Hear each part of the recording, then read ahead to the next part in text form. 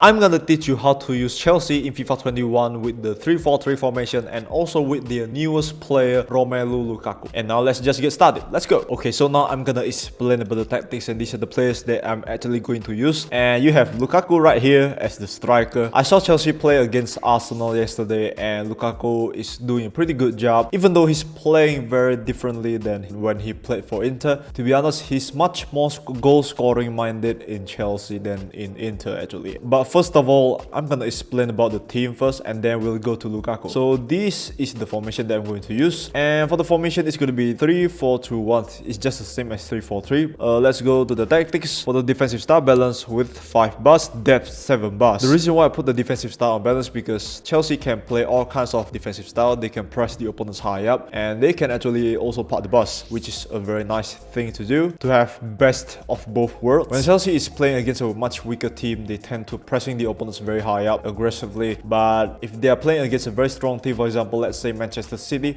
who is very strong in possession, Chelsea tends to play much more defensive minded when they have already scored 1 goal or 2 goals against Manchester City and then they park the bus. That's the way Chelsea defend actually in the real life. So defensive style is much better to play on balance, but if you want to play press after possession loss, it's definitely very fun as well. But yeah, just in case, just put it on balanced, especially for beginners. It's much better for beginners to play on balance actually. For the width, 5 bars because that's the most balanced one. For the depth, 7 bars because it will help you to defend much better, to get the ball much easier on the final third if you put the depth on 7 bars, which is a very nice thing to do, especially if you want to snatch the ball very fast by pressing them high up. So yeah, depth 7 bars is the best one. But for example, if you want to park the bus or something, you can put 5 bars or 4 bars. But I personally just want to put 7 bars because I love to play aggressively. For the offensive style, balanced actually. The way Chelsea play in the real life is that Chelsea tends to play very vertically. For example, when they are having the ball at the back, they will try to pass vertically directly to Kante, to Lukaku. And for example, when Lukaku is not able to score the goal, he will pass back to another player, Jorginho, Rudiger, and then keep passing vertically between one another. And then eventually they will score the goal. And the second way Chelsea attack in the real life is that they love to overload on the left side and on the right side as well. For example, when they are overloading on the left side, for example, having Alonso controlling the ball on the left side, your opponents will press against you on this left side. And then what you're gonna do when most of your opponents are pressing you on the left side, you will pass the ball very fast into the right side. For example, if you want to pass it to James, when you pass the ball to James, James will bring the ball on the overlap or maybe get inside into the half spaces and then he will cross the ball to Lukaku and let him shoot for the goal, or maybe let James shoot the goal directly from this position. Those are exactly how Chelsea played against Arsenal yesterday, which is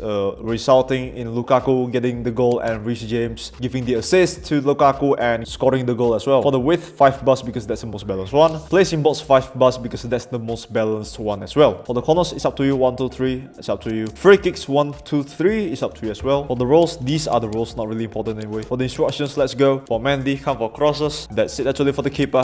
For the centre backs, it's going to be all default, no changes. 3 of them, okay? All of it, no changes. And now let's go to the midfielders. Jorginho is going to be stay back while attacking, and for the rest of them, all default, okay? For Kante, it's going to be all default only, actually. And I'm going to explain why. The way Jorginho plays in the real life is that he tends to stay deep on this midfield to control the attacking tempo from the back. He's basically the master of puppets in this team. He's the one to decide when to attack, when to control the ball, when to possess the ball. He's the one who decides everything, okay? He's the mastermind behind all those build-up attacks by Chelsea. So he is one of the most crucial players in this team beside the striker. And now let's go to Kante. Kante, the defensive midfielder. This guy is basically a workhorse. He has a lot of stamina and he loves to run back and forth. But most of the time, he loves to defend. He loves to tackle the opponents when they are possessing the ball. He's very good at tackling, obviously. Besides tackling and defending, Kante is also very dangerous in attacking. He can sometimes go high up like this, but he can also sometimes do passes to James, to Mount, to another player, Werner, for example, Havertz, and etc. Kante is all about tackling, defending, and also passing, and also, yeah, sometimes box to box, but not all the time. He focuses much more on defending, actually. That's it for Jorginho and Kante, and now let's go to the fullbacks. For Alonso, come back on defense. For the rest of them, all default. The same goes to Reece James as well. Come back on defense. For the rest of them, it's going to be all default, okay? And I'm going to explain why. Okay, so just let's recall about what I said just now about Chelsea attacking by overloading the left flank and the right flank. So the fullbacks have an important role in attacking by overloading on the left side and the right side. And this is how I'm going to explain to you. For example, let's say Alonso is having the ball. You're overloading on the left side right here, okay? So what you're going to do is you're going to pass the ball to the right side as fast as possible to reach Reece James. Maybe Mason Mount will score the goal. But let's say, for example, if Mason Mount is on this position, what you're gonna do? You're gonna have your fullback to attack on the half spaces and try to shoot for the goal. So this is the important role that I mentioned about the fullbacks, okay? My conclusion is that the fullbacks are not going to stay wide most of the time. They will also cut inside like this when they want to help attacking, when they want to help assisting or scoring goals or something like that. That's how Chelsea fullbacks play in the real life. So yeah, that's it for the fullbacks. Comeback defense, nothing more. Both of them comeback defense, trust me. Let's go to the forward players. For Havertz, it's going to be all default. For Mason Mount as well, it's going to be all default as well. So basically Mount and Havertz will be playing more like a false nine striker, or maybe playing more like a attacking midfield or something like that. So both of them will be much more involved in maintaining the possession on the midfield. So that's how Havertz and Mount play in the real life. And the only difference between Havertz and Mount is that Havertz play more like a number 10, but for Mason Mount, he play more like a striker, because every time I saw Mason Mount play in the real life, when he gets the ball, he's going to dribble the ball into the box and trying to score goals. And most of the time, he did create a lot of shots outside the box as well. And he has a very powerful shot when he was doing that. That's what I like about Mason Mount. So basically, the conclusion is that treat Havertz as the number 10 player and treat Mason Mount more like a second striker or something like that. That's it actually for Havertz and Mason Mount. So the instructions for both of them is going to be all default. That's it. And now let's go to Romelu Lukaku. For Lukaku, he's going to be all default as well. And obviously, the way Lukaku and Werner play is very, very different. Werner is playing more like a winger. The way Werner plays is that he loves to go on the overlap, left or maybe right. It's up to him. He loves to get in behind the opposition's defense and try to shoot for the goal inside the box. But eventually, as we know, Werner is not very good at shooting for a goal inside the box. So yeah, and here comes Lukaku, who is basically a pure striker. He used to play as the target man, but in Chelsea and at Inter, when I saw him playing, he's playing more like a poacher. He's a goal scoring machine. Lukaku's traits is his strength, his physical body, and his killer instinct. That's what I like about Lukaku. And the way Lukaku plays in the real life is that when the team is defending, Lukaku tends to stay forward most of the time. He doesn't tend to help defending, okay? So for the instructions, if you want to put him on stay forward, it's definitely very fun as well. But I personally just want to put it on default for the sake of the game's algorithm. So my only advice in using Lukaku is that make sure if you want to pass the ball to Lukaku, he is already able to shoot for a goal, okay? So don't treat him like a target man anymore. Treat him like a poacher, a goal scoring machine. When he gets the ball, he shoot for the goal. That's it, nothing else. This tactics is just basically the same as last year's Chelsea, but the only difference is that the striker is Lukaku and he's playing much more differently than Werner. Werner is playing more like a winger, Lukaku is playing more like a poacher. And actually, I hope that this video could help you out. And if you have any questions, just leave your questions down on the comments below. Please like if you find it helpful and subscribe to my channel if you want to see more videos about Chelsea in the future. Your likes, your subscribe will help me a lot in growing up my channel. And then I'll see you guys in the next video. Slanty Alien signing out. Bye. Peace.